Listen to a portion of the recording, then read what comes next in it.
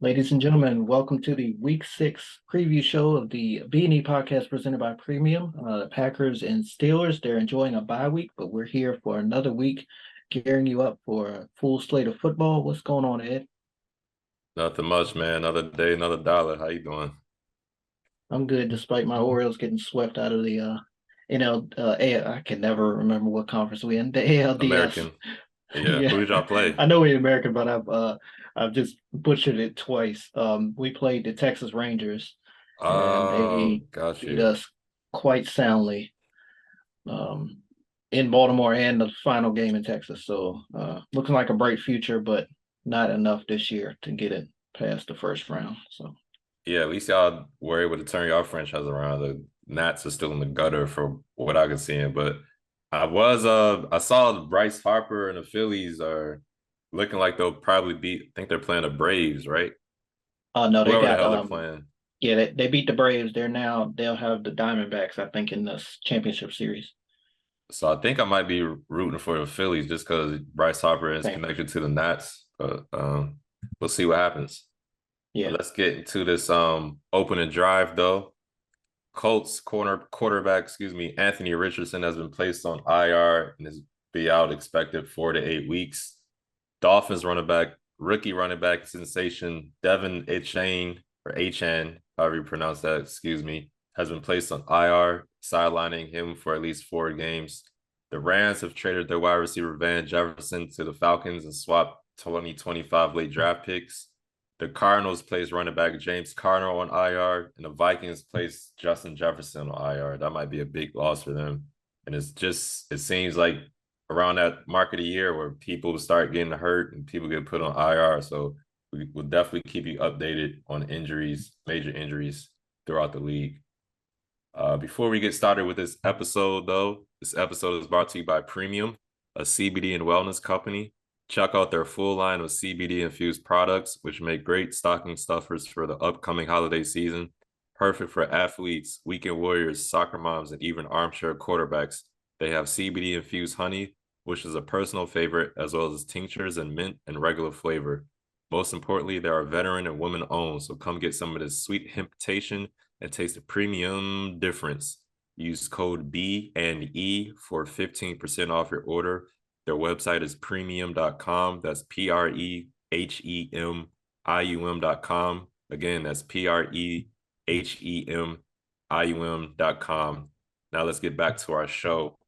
Thursday night football, we had the Broncos at the Chiefs. They didn't show too much of Taylor Swift this time, so I'm sure a bunch of the NFL fans were happy about that because there have been Yep. some, everybody, oh, why the hell they showing Taylor Swift so much? I mean, she's a superstar. They trying to, gain more fans, so I don't really mind it, but I know it's starting to get on a lot of people's nerves. I think Al Michaels mentioned something about it as well. Before I get into this game real quick, I was wondering, did you see Steve Smith, him and Jerry Judy kind of had a little, I don't want to say they kind of had a run in with each other. I guess Steve Smith made some comments about Jerry Judy. One of the main things, he called him a jag, just another guy. And, Jerry Judy, he caught wind of that. And I guess Steve Smith, he tried to clear the air, he tried to apologize, but Jerry Judy wasn't going for it. I think he brushed him off. So pre-game, they had Steve Smith, and I forgot the other guy's name. They had their segment, but you can Mike see Jerry Garoppolo. Judy. Yep. Okay, thank you. Jerry Sorry. Judy came in the background and Yep. it was hyping himself up, and Steve Smith ignored it and basically was like, I'm gonna be more mature with it. He said this on Twitter. He put out some tweets about it, and I'm not worried about him, and we need to do better as a black man and everything like that. He kind of proved himself right. He was like, honestly, Jerry Judy is like a level 3 receiver, type 3 type guy, and he finished with 3 receptions for 14 Yeah. yards. So definitely wasn't a good night for Jerry. Um, Not a good night for the Broncos either. They lost 8-19, I believe was the final score, or 19-8, however you want to say it. Brandon, what did you think of this game? Yeah, I was gonna touch on that Steve Smith thing too, because I know we hadn't texted about it. I saw it actually. I didn't see the part when Jerry Judy was behind him. I just saw when they went to the live shot and Steve Smith kind of explained himself, and he was like, you know, uh, JJ basically said, "Ninja, I don't f with you," right? Mm, And And then Smith, he basically looked at the camera and was like, perform on the football field and you won't get called out. Like learn how to take constructive criticism.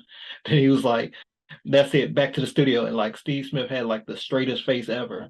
And Mike Yeah, Garafolo just looking at him, he's just looking at him like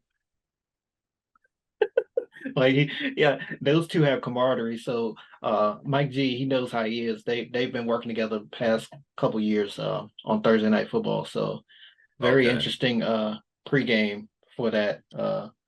Like you said, before the obviously that was before kickoff and all that stuff. So yeah. yeah, as for the gridiron, I got two numbers for y'all, 16 and 12. 16 straight wins for the Chiefs over the Broncos and 12 straight wins for Mahomes to start his career over Denver. I think he's Mm, never lost to Denver as the Chiefs starting quarterback. So um, I always joke a lot about the Aaron Rodgers owning the Bears and how much of a kick I got out of that, especially last year when he, scored there in Chicago and basically looked the fans right in the face and said, I still own you, I still own you. Legit, um, Mahomes might own the Broncos more than uh, Rodgers owns the Bears, even if shit, he was Mike, still there. he Like he that's definitely just don't know. 12 straight and 16 overall. Like that's but yeah, this game sloppy quarterback by the quarterback play, especially in the first half, the first quarter to be particular. Mahomes threw an interception on a pass. He should have just taken the sack or threw it out of bounds. He tried to like make, I guess, that Mahomes magic, and he threw Hmm. it right side and got picked off by the linebacker. Sorry, no, that's got picked off by the safety there for Denver. I'm thinking of Russ. A couple plays earlier, Russ got Yeah, picked off straight to the linebacker Nick Bolton there. He shouldn't have thrown that pass either. So highlights for Denver: they scored and they avoided the shutout in the fourth quarter. I mean, that's honestly all you can really say. And highlights for Kansas City: the defense played superb. It was against the Broncos, who really don't do much. They have a couple good games offensively, but they're not really a big threat. That's a team you want to play if you want to get right as far as your defensive unit goes. And second part for Kansas City, Mahomes to Kelsey was literally unstoppable. A perfect passer rating, 9 for 9 as far as targets to receptions, 124 yards. He had over 100 in the first half. They did kind of slow him down in the second half, but not reception wise. Again, perfect passer rating to him. So yeah, Kansas City will have the Chargers next week. That'll be a good one. We know the Chargers defense ain't that good. The Broncos, they just got a lot of work to do. yeah. What definitely wasn't a good game for Russ. Wasn't a good game for the team overall. Russ had like 37 passing yards in the first half. He finished with under 100 yards. I think he finished with 95 yards for the day. They weren't able to run the ball effectively. So I think a lot of teams who play the Chiefs in the future will try to test that rushing defense because there were some moments where they were able to get some nice runs in. But yeah, man. Even Sean Payton, he had a bonehead play caller decision in the first half before halftime. They scored basically 10 points. And then I forgot the kicker's name, but he hit a 60-yard field goal. But Sean Payton, I don't know what was on his mind. I guess he was just upset with Russ because he kind of threw him under the bus after the game with some of his comments that I'll get into. But they had the ball. He didn't remember what down it was. He called a timeout when he didn't need to. And that worked out perfectly for the Chiefs because they gave them more time to get the ball back, come downfield, and hit that 60-yard field goal to make the 13-point lead to begin in the first half. And then after the game, they were talking about, so Sean, what happened? What went wrong? And he was basically like, we needed to throw the ball better. I was like, dang, you gonna just throw Russ under the bus like that? I mean, he was trying. He did scramble. He was trying. I mean, I think some of the play calling was kind of head scratching because I remember it was like a 3rd and 2, and they rolled him out to the right. They had two receivers. I think it was Jerry Judy or somebody else. It was just two receivers. 3rd and 2, they rolled him out to the right. The receivers are covered, and that's basically it. And Russ, all he could do is basically just scramble, and that didn't lead to anything. So I mean, I don't know. I think they're gonna blow this team up. There's been rumors and reports that they're trying to trade Jerry Judy. The same with Frank Clark for the Broncos. So it's gonna get uglier before it gets better. They're talking about later down the line, maybe Jared Stidham will replace Russell Wilson. We'll see where that goes. But it's definitely not looking good for the Broncos and the Chiefs. I mean, you just see just each week they just do what they need to do to win games. You see Yeah. Patrick Mahomes out there extending the play with his legs. That's a third down and whatever, it don't matter. If he's not extending the play and throwing the ball, he'll scramble for it. There was Hmm. also one play, Russell Wilson. I don't know if you remember this. There was a play where Russell Wilson was not Russell Wilson, excuse me. Patrick Mahomes was scrambling and he had a receiver in front of him, and the defender, for whatever reason, instead of going at Patrick Mahomes, he went and took a hit at the guy blocking, and Mahomes is went ahead for the first down. I was like, what the hell is he thinking on that? So I don't know, man. I don't know what's going to happen with the Broncos. They might be in the sweepstakes with Caleb Williams. The way he's looking for Yep. them, it's crazy. That defense a year and a half ago was pretty decent, and Yeah. now Hmm. I mean, last night they played all right. I don't know if that's just because Yeah. it was Thursday, but they played a little better last night. But overall the season they've been a letdown, and this is not looking good for the Broncos. It's looking ugly, funny in the light. Sean Payton, you looking bad too. I'm probably gonna give you my bonehead player of the week just for that call, but we'll see what happens. Washington has to play. That's another story for another Yeah. day. But yeah, Got you. All right, everyone. Seahawks at Broncos is one of the seven Bengals. early window games. Oh, you're right. Seahawks at Bengals. Excuse me. Thank you. One of the early seven window games on Sunday. How do you feel about this one, Ed? I think this could be a really good matchup. Seahawks are trying to rebuild that Legion of Boom. Devin Witherspoon, he kind of made a name for himself last week. Of course, they got Reek Willens. Reek Willen, I feel like he had like 12 interceptions last year as a rookie. Yes. So it's going to be nice to see how they match up against Jamar Chase and crew.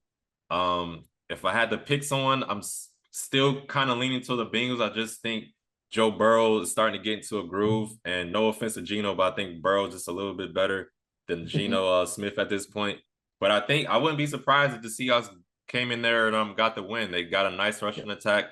Kenneth Walker and crew. I mean, they still got weapons all over the field. DK Metcalf, Tyler Lockett. So I think it's going to be a good game. But if I had to pick somebody, I'm gonna go with the Bengals.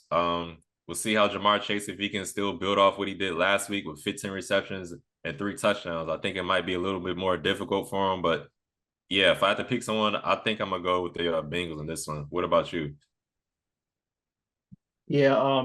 Stars all over the place, like you mentioned on both teams. DK Metcalf, Kenneth Walker. You mentioned Jamar Chase, of course, Joey B. Seahawks well rested coming off a bye week. Their last Mm. game against the Giants. Kind of easy to have this stat the way the Giants are playing, but three turnovers. Either way, they got it done. And we all know until last week, they had a big game, big win in Arizona. The Bengals, Joey B was generous with the ball to other teams again until last week when they really came alive. Like you said, it kind of getting back in the groove now. Seahawks pass defense, they'll have their hands full with the Bengals wide receivers. They giving up what 305 yards a game. The Seahawks secondary right now. I think Mm. this game will come down to whether or not Seattle's offense can keep up with the Bengals offense, especially after last week. I'm not too sure they can, despite putting up what 24 and back-to-back 37-point games for the Seahawks. Um, Seattle has won three straight games, but again, Cincinnati, as you mentioned, they appeared to figure things out last week, and looks like they're going to be heading back on the winning columns, more wins than losses. I'm going to go with the home team as well as of right now. But again, I would not be surprised, just like you, if Seattle goes in there and sneaks one out. I think it will be close though. Definitely at least Yeah. until the second half, and I think Cincinnati will pull away there. They're in the jungle. Yeah, I think the Bengals are just a 3-point favorite right now, if I'm not Mhm. mistaken. Let's get into an AFC South matchup. We got the Colts at the Jaguars. Jonathan Taylor, second week back, they're gonna give him more activity. I think Zach Moss, he had a breakout game last week, so I think that rushing attack will do some damage against the Jaguars. And of course, Anthony Richardson, as we mentioned, won't be playing, so Gardner Minshew will be in through. I honestly think they might be a little bit better with Gardner Minshew just because he has just more experience. He's not as dynamic as Anthony Richardson, but he has more experience, and I think he'll have a little bit more presence and calm in the pocket when Jaguars try to get pressure on him. But at the same time, I really like the Jaguars team. I like Trevor Lawrence. Calvin Ridley's been a good addition for him. Christian Kirk, he's still Yeah. playing well. I haven't really seen too much of Evan Ingram though. Maybe this will be the game that he kind of has his breakout for the season and does his thing. So I'm leaning toward the Jaguars in this game, but I think this is going to be a close game as well. I don't think the Colts are pushovers. I like Jonathan Taylor. I think because he only had like 6 carries last week. I think he'll have a little bit more than that. I think Mhm. that rushing attack, if they can stay on the field, keep the Jags off the field, they'll have a good chance of winning. But I think I'm gonna go with the Jags on this. I like Trevor Lawrence a lot. They got a good rushing attack as well. Travis Etienne, Tank Bisbee, Yep. and crew. So yeah, if I had to pick somebody, I like the Jaguars. We'll see if their first round pick, what's my guy's name? It's not Trayvon, something Walker. Forgot my Yeah, man's Walker. name, Yeah, but I can't remember his first name, but it's Walker. okay, we'll see if he can make a splash because they kind of been comparing him to Aiden Hutchinson. I've seen some like, oh, maybe the Jags made a bad decision. They should have picked Aiden Hutchinson. It kind of looks that way because he's been Yeah, playing really well. So we'll see how Aiden's that been game's playing go. good. What do you think about this one though? Yeah, man. What's that NFL program you watch on Sundays instead of the Commanders? Red zone. Red Zone. That's exactly what the Jaguars offense needs to be watching after their last game, man. Over there in London, they struggled in the red zone. Like they need to be watching. Well, they should have watched that on the flight back home. Let's put it that way. Inside the 30-yard line, repeatedly got stopped against Buffalo. But now you have a divisional opponent coming into your house, knows you better than most other squads. Um, Trevor Lawrence and those guys, they must score touchdowns. Um, against a team that's undefeated on the road. Surprisingly, Indianapolis 2-0 on their way. And as for Indy, they ran the ball quite well last weekend. Excuse me. They'll be up against a stout Jaguars defense. Jaguars run defense only gives up 81 yards per game on the ground. Like you said, Richardson is out. Gardner Minshew can play. He's 1-0 this season. Of course, he beat my Ravens. Hmm. Um, and he's quite familiar with Jacksonville and that stadium. Remember, he started his career there in Jacksonville, down there in Duval County. So that being said, I believe Trevor Lawrence and Calvin Ridley will continue with their success. They had a lot of big plays last week, and as you mentioned, all season long. I think they'll give the Colts secondary a headache. But yeah, I must stick with the Jaguars and the home team. I think this will be what's this will be 3 straight if they win this one. Um, Close game again last week. It kind of wasn't. I mean, the score wasn't as ended up 25-20, but they kind of got ahead at the end until that last Buffalo drove real quick for a couple of quick plays down for that touchdown. But they really played pretty good there in London. Hopefully they don't have any type of hopefully they ain't tired or anything like that. And I think they got a quick turnaround as well because they're going to New Orleans on Thursday Night Football, so they'll definitely want to come off this and get a win and then have some momentum going into that road um, short week down there in the Big Easy. So yeah, give me the Jaguars in this one. Gotcha. All right, we got a matchup. I think it might be a beatdown. 49ers at the Browns. The Browns are going to be without Deshaun Watson again. And instead of Dorian Thompson Robinson playing, they're going to play PJ Walker, I Okay. believe his last Yeah, name is. Walker. Yeah. Oh, But talk about bigger it might be basketball. a long ass day for him. I Yep. got the 49ers in this one. Hopefully, Deshaun Watson is able to come back next week. They're saying he has like a contusion, some type of contusion in the shoulder that it usually is like a 2 to 6 week rehab. So this will be his third week. He missed a game. I know they're gonna want him back. I think they got the Bengals next week, if I'm not mistaken. Either way, I know they're gonna start getting into more divisional games. They're gonna want him back sooner than later for the Browns. But yeah, man, 49ers, Brock Purdy. I mean, Miles Garrett, you're gonna have to game wreck. But that 49ers the O line, Trent Williams. I wish he was still at Washington, but how that is.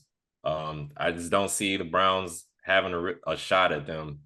Also, I don't know if you saw David Njoku. I think it was last week, maybe the week before. They said he had an accident in his house where it was an Yeah. incident with the fire pit. Well, he Hmm. showed his face, and I was like, Yeah. damn, man, that's Face. Yep. crazy because he's definitely got some scarring on his face. It's crazy. He was Yeah. able to play right after. I think it was like 2 or 3 days after that incident happened. He was Yep. able to play. So I mean, yeah, that's Hmm. crazy. Good luck to him and all his recovery with that as well. But back to the game. Yeah, I think 49ers should win this pretty easy. What about you? Yeah, another team coming off their bye week and a beat down the week prior. The Browns, of course, they lost to the Ravens, got blown out there at home. Cleveland struggled to move the ball without Watson, so we'll see how they do in this game. Like you mentioned, they're not going to start the rookie. They're going to go with PJ Walker, Yeah. um, who's I think played pretty decent when he was with Carolina. I really liked him down there compared to the other quarterbacks, but we'll see how he goes for on Sunday. As for the defense, several broadcasts made it known that they only gave up one touchdown heading into that game with the Ravens. First 4 weeks of the season, and of course we put up four touchdowns offensively, and now they got, like you said, San Francisco coming to town. Kittle went the hell off against Dallas, and I believe he can do similar things against Cleveland's defense based on how Mark Andrews had success against them. You mentioned Trent Williams. That's my key matchup, him against Myles Garrett. Will Myles get to Brock Purdy just before Halloween, and he'll be the next quarterback on his little skit Mm. thing that he always does for Halloween? Or will Trent do his thing like he held Micah Parsons in check last week? So that'll be very good matchup to watch. But yeah, ESPN has the 49ers 73.6% chance to win. I'm definitely going with San Francisco in this one. I don't think it'll be much of a contest. Definitely after halftime for sure. I think they'll definitely pull away. And Brock Purdy, another quarterback that hasn't thrown an interception. Him and CJ Stroud. Just saw that stat line. It's just amazing what they're doing there in San Fran. Just talent all over the place for sure. Yeah. All right, so battle of first place teams in their respective divisions in Tampa Bay this Sunday. Lions versus the Bucks. Break this one down, Ed. Yeah, man. Like Obi said, who would have thought the Bucks would be leading their division right now? But that's how it is. Yeah. I read a story, I think it might have been today, that during training camp, one of the Buccaneers coaching staff members was like, whoever that guy is, he needs to stay home. And he was talking about Baker Mayfield, and Baker Mayfield heard it. And the next day, he came back and turned everything around. And Yeah. he carried that fire into the season. They've been playing well. But I think they're going to be coming up against a good test of the Lions. I like the Lions in Yeah. this one. Jared Goff and that offense. David Montgomery. I mean, my God, we talked about Hmm. Jahmyr Gibbs being a rookie, but David Montgomery has been playing really well for the Lions. I mentioned Sam Laporta, the tight end. He had 2 touchdowns last week. I talk about how he's probably the best rookie tight end out of this class so far. Give me the Lions. I need to see if Amon-Ra St. Brown is playing this week because he was out last week, but even if he is out, I like the way the Lions offense plays. Jared Goff has been good with the ball. He had an interception where he broke his streak of most passes without throwing an interception, but he has been really good at keeping the ball under control. And like I said, Aiden Hutchinson, he's been terrific. I think Baker Mayfield's going to have a long ass game dealing with him and the rest of that defense. So I like the Hmm. Lions in this one. Give me the Lions, but I think this is going to be a close game. I like Mike Evans, his connection with Baker Mayfield. My only concern with the Bucks is I don't know how well they'll be able to run the ball. I think they're like the worst in the league. I think they only average like 3 yards per carry. So I think that's going to hurt them a lot. And I would like the Lions in this one. What about you? Yeah, surprisingly, like you said, the success of the Tampa Bay Bucks. Both of these teams have been on a three-game win streak at some point this season. Right now, the road team, the Lions are. David Montgomery, you mentioned, he's pretty much taken over the lead back role for the Lions. 6 touchdowns entering week 6. He'll probably have a pretty tough test against them linebackers there for Tampa. As for Jared Goff on the other side, continue to get the ball to your playmakers. You mentioned Amon-Ra St. Brown. It doesn't look like he's on the injury list right now. We'll see if he Okay. plays. Williams, and then, like you mentioned, the rookie phenom and Sam Laporta coming off a 2 touchdown performance last week. Um, yeah, keep feeding the ball to him, and they'll have success. Tampa Bay, you mentioned off the top, never thought this team would be leading their division 3-1 at this point, but we know they have a pretty good defense down there. It's been Bake who's really surprised me. 7 touchdowns, only 2 interceptions. The Lions are giving up 249 yards per game through the air. I think they'll try to spread it out. Like you mentioned, Mike Evans. CJ Gardner Johnson is mentioned missing for the secondary of the Lions. He'll be out of this one. Um, I still like the Lions though. I agree with you. I feel like they have the more dominant run game, and that'll help as well as the offensive line. Very good offensive line there in Detroit. Um, I don't think Yeah, it'll be close there in this one down there in Tampa. I think it'll be a long day for Bake and those guys. gotcha. We'll definitely see what happens. Let's get Yep. into these other games of the week. We got the Ravens at Titans in London, and Ravens, or excuse me, Lamar Jackson is known in London. He said some people recognize Yeah. him out there in London. It's pretty cool for Yeah. him. Commanders at the Falcons, Vikings at the Bears, Panthers at the Dolphins, Saints at the Texans, Patriots at the Raiders. We'll see if they can score any points against the Raiders. Josh McDaniels, Bill Belichick, that connection. We'll see how that is at the end of the game as well. Cardinals at the Rams, Eagles at the Jets, Giants at the Bills. I think that's the Sunday night football game. They need to flex that out. The Giants Yeah. about to get the doors blown off them, I think, but we'll Hmm. see. I could be wrong. And Cowboys at the Chargers. We want to get into a kind of a new segment with you guys. So we want to do a guaranteed picks of the week. I want to go first, if you don't mind, Brandon. Sure. I was gonna say whoever the Panthers are playing against, choose the other team is my guaranteed pick, but I don't want to disrespect it like that. I want to give I talked about it earlier. I got the 49ers beating the Browns as my guaranteed pick of the week. Who do you got, Brandon? Um, Easy for me because the Giants play so bad in prime time would be Buffalo. Daniel Jones is out, but honestly, I like Tyrod Taylor um, to make some plays in this game. I still don't think the Bills will win, so I'm gonna go. I mean, excuse me, I don't think the Giants will win, but I'm gonna go with Philadelphia over the Jets. I saw a stat line that the Jets have never beaten the Eagles ever. I Wow. think it's like 9-0 or something. Ain't that something? All these many years. Yeah. All I think about the Herm Edwards play against the Jets years ago when he had that scoop and score for a touchdown. Wow. I'm gonna go with the Eagles. Originally, I picked in my picks league. I picked Kansas City, but that was before this. Before we recording and on the air or whatever. I'm gonna go with Philadelphia over the Jets. Got you. So I got 49ers over the Browns as my guaranteed pick, and Brandon has the Eagles over the Jets for his guaranteed pick. Yeah. These other games, I'm definitely going to check out Ravens at Titans. I got fantasy implications, so I'm going to be watching Commanders and how if they can bounce back against the Falcons. I doubt it. Kyle Pitts, you probably have a breakout game. Drake London, you probably have a game up then, but blah. I'm gonna look at the end of the Patriots Raider games. I want to see how McDaniels and Belichick react if they have a reaction on Belichick, just give him a handshake and keep it moving like he do with everybody else. Um, I think they need to get this Giants Bills game out of the Sunday night football. I could be wrong. It could be a great game, but I just think Bills I gonna agree. beat them like they stole something. Maybe they can put Vikings at Bears, even though are both of these teams. No, yeah, they both 1-4.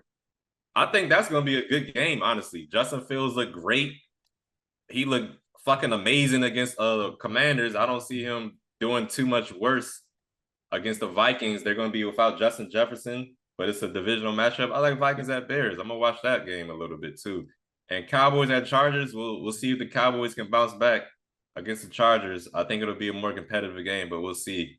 Which of these games you're gonna be taking an eye on or keeping a close eye on, I should Of say. course, Ravens and Titans in London. You always talk about the rivalry of these teams past couple years.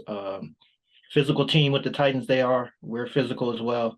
Uh, Ravens defense, please shut down King Henry and we'll have a better chance of winning this one. We have bad memories in London. 2017, we played the Jaguars. I think I mentioned it last week. We were heavy favorites. The Jaguars were some trash that year, and we go in there and got beat 2017, 44 right? to 7. No, Yeah, I 40, think. 44, No, 40, I mean the year. 41. It was Oh 2017, yeah, right? Yeah, 2017. Yeah. It my was like fault. 44 to 7 or 41 Yeah, 7, it was something like that. bad. It was, It was bad. yeah, terrible. All right. Vikings and Bears. Let's just keep it simple, man. It's the battle for the bottom of the NFC South. Excuse me, NFC North, if I can get the division right. Either way. Panthers and Dolphins. Dolphins just seem to always this year keep playing these struggling defenses beside Buffalo. Um, they'll be without A Chain. Mm. As you mentioned, he's on IR, but their chances are still very good against the Dolphins. You mentioned them in your possible guaranteed pick. Saints and Texans. I like to take Texans here, despite the fact that the Saints are Really? coming off a shutoff win against the against the Patriots. Okay. I think they'll take that one at home. Patriots and Raiders. You mentioned the coaches, Belichick, McDaniels. Both of these coaches facing rumors for their job status. So we'll see how that goes. Like you said, end of the game, handshake. You know, a lot of guys don't do good when they come back and play Belichick. So that'll definitely be one to watch. And wasn't that the one? Wasn't it Patriots Raiders last year, the one where Jacoby Myers he threw that ball back and I they think fumbled so. for the Chandler Jones I think ran it Chandler back for Jones, yeah. touchdowns. Yeah. So that'll be Good it. You know, memory. obviously Chandler Jones isn't Yeah. playing with them right now. And um on the other Jacoby side, Myers is on Jacoby Myers is now with the Raiders. the Raiders. Yeah. So good storyline heading into that one. Yeah. Eagles and Jets. Yeah. Like I mentioned earlier, the Jets have never beaten the Eagles, literally never. So yeah, I'm going with the Eagles. Uh Giants Bills. Daniel Jones is out. At this rate, it might help the Giants. Plus Josh Allen is like 3 or 4 though. He's undefeated for sure on Sunday Night Football. And then Cowboys Chargers. Kellen Moore, offensive play caller for the Chargers. He'll face off against his former team That's with the right. chance to win 3 straight out there in Los Angeles. And poor Chargers fans, man, they when they at home, they might as well be on the road because none of their Mm-hmm. fans show up. It's always the road team. It could be the worst team in the league, and they outpowered there in their stadium. Chargers fans, y'all need to come on out for y'all team. Like y'all got a decent team offensively. Defensively, they're not living up to standards. I know Brandon Staley is making some questionable play calls and bonehead plays and all that stuff every week, but y'all, I mean, that's not good when the opposing team consistently outshines your fan base in your stadium. That's not good, in my opinion. Yeah. And I think the Giants they signed Carson Wentz. I think he's on the practice squad right now because they're saying Really? the injury Daniel Jones got could be, I ain't hear that. long term. So Wow. we'll see how that goes if he gets the playing time. Tyrod gets banged up because he's been hurt over the last year when he does play for some reason. Always something happens to Mhm. him. Hopefully he can stay healthy. But Colorado, they play tonight. Tonight. Colorado Yeah. Buffaloes, they play Stanford tonight. They're gonna get their superstar, both sides, both ways player Travis Hunter back. So we'll see if Okay. he can have a good impact for them. They're gonna be going against Stanford. They play tonight, 10 p.m. Eastern, 7 p.m. Pacific time. So I'll definitely be checking that game out. Good luck to the Colorado Buffaloes. Yeah, Yeah, you heard Deion Sanders talk about he didn't like the late games. I did. Yeah. Yeah, I did. Yeah. Yep, that was funny. I kind of feel the same way. It's like he mentioned, you got your kids sitting around all day. What you supposed to do with your kids? You know what I'm saying? You're on the East Coast, you gotta stay up that late to watch the game, and then you don't know what time it's gonna end. So Mm-hmm. yeah, some very valid points. I know for sure I've never been a fan of my team playing in prime time as far as the Ravens go. Um, I feel like we play pretty good, but it's like I'd rather just get our games done and over with on Sunday at 1 o'clock on the East Coast. Yeah. That way I can just sit back and watch everybody else on Thursday night. Um, Sunday, I'll do a Sunday 4 o'clock game, if we have to. I'm okay with Mm-hmm. that. Kind of give me some time to sleep in. I could take a power nap during the 1 o'clock games. I don't like Sunday night football or Monday night football, but I definitely don't like Thursday night football. I think that needs to go all together. I think a lot of players get injured. I think that's putting a lot on them. What I'm saying? They don't probably barely get to see their families that Monday through Thursday pretty much. They don't get that Tuesday day off like most teams do. It's just it's a lot for them to have that quick turnaround, and it kind of shows sometimes, but the games aren't exactly always that How you feel good. about Saturday nights? I could do Saturday night. Like Saturday? I prefer Saturday afternoons though, like when they come around in week 16, week 17, always like that 4 o'clock game or so. I could do Okay. that in that the 1 o'clock games they had last year, the year before on Saturday. But yeah. I like watching other teams on Yeah. Yeah. Saturday, Sunday, and Monday night football, but I don't want to see Right. my team on it. I really I don't. don't want to see my team, period. You just want to watch Red Zone, huh? You and the Jaguars Don't. offense. I think you know what? I think I might put the game on just for fantasy purposes. I got a bunch of players in a couple leagues in different leagues on the Falcons and on the Commanders. So I'm gonna keep an eye on the game, but I know I'm gonna be shaking my head. Well, I'll get into it next week probably of the outcome of the game. We'll see. Hopefully the Yeah, defense can bounce back, but I don't know. After the D line is pretty much non-existent on the defensive side of the ball, but I don't want to get too much into it. you're right though. I mean, that's been my biggest concern with y'all is that those linebackers in that secondary for y'all. We know what that front four can do, but They ain't do shit they've last definitely week. been exposed They recently. they against backups. All right, I'm sorry. Look, see, as y'all can see, I'm still hot over that last game. How they got drummed. So let me just uh, good luck. Good luck, Commanders. I hope you don't have to bite your words about was it Desmond Ritter? I know he had a good game last week, but you've been calling on him to show up, and Kyle Pitts, like you said, he'll probably have a good game Man, when something they on the about to have road. this dude looking like a dark skinned Mike Vick or something, man. I they gonna have him look like Matt Ryan in his prime. Boy, we'll see though. Taylor Heineke. Yeah, I mean, what the Falcons are 3-2, I think though. That I don't think they're gonna. What's their record? Yeah, what are they? They are 3-2, second in the South. Yeah. So I mean, they're I mean, playing all right they so far. yeah, he's not going to be out there, but it was just it's another good storyline. He He played for might y'all for play. They 7 years. might blow us the hell out before halftime, and he Oh just boy, comes in the mop up duty and does his thing. That's a possibility. you're right. It's a possibility. You're right. We'll see though. We'll see. Gotcha. All right, everyone. That's going to do it for this episode of the B&E podcast presented by Premium. I'll be out for a few shows, but I believe Ed's going to hold it down over the next week or so. We'll keep you Um, updated, everyone, folks. got you. Please pray for my Ravens, man. As I mentioned, we lost in London so bad last time we played. It was just bad. But yeah, good luck to all the teams on Sunday and Monday, and we'll see y'all next time.